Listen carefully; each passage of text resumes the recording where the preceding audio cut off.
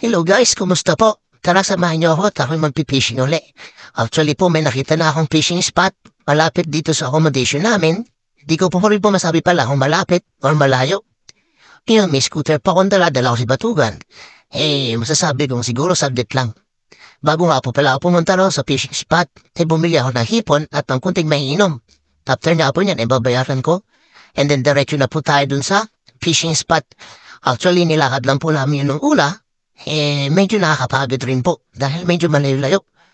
Tara, ayan na po. Ready na po ang inyong Batugan. Puntahan po natin yung fishing spot.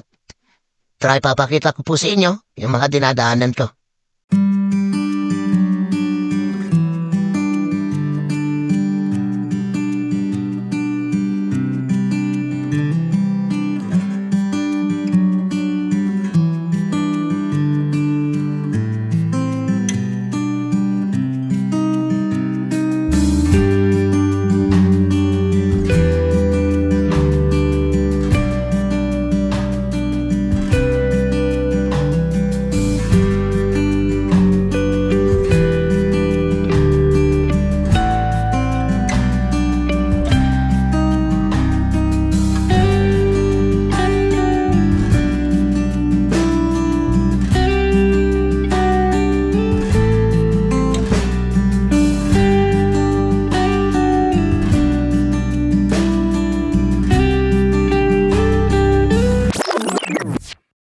Yan yun, kala ko po okay na mabat ko ganyang biyahe ko.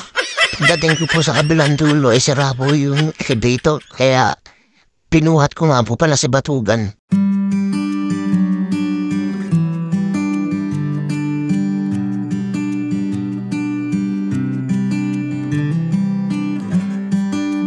"365 days later." Yun nga po, after po na medyo mahaba-habang biyahe natin kasama si Batugan, nakarating po tayo dito sa fishing area. Yan po yung pupuntahan natin, so tatawid pa po tayo dun sa ginagawang tulay para makarating doon sa kabilang side. So, dyan po tayo mamimingwit. Napakalayo po yan po kung lalakarin po. After nga po nung matawid ako sa tulay, yan po. Lakad-lakad muna ako sa dalampasigan at tumitingin-tingin baka may mga pulot na kayamanan.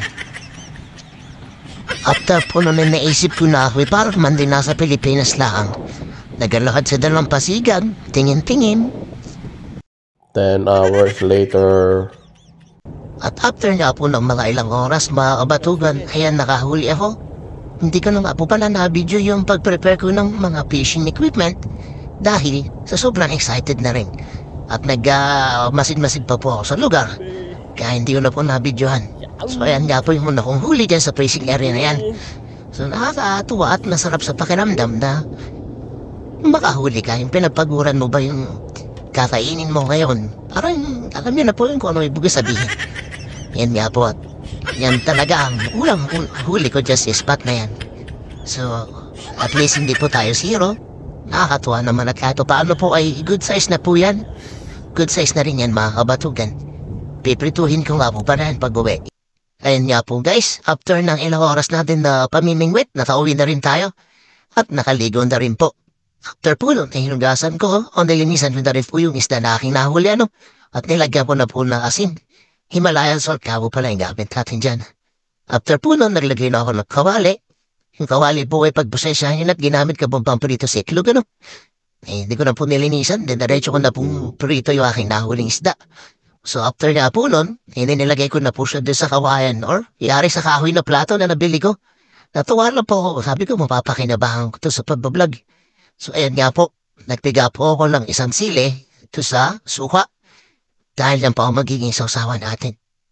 After nga pong pigaan, titikman na natin yan.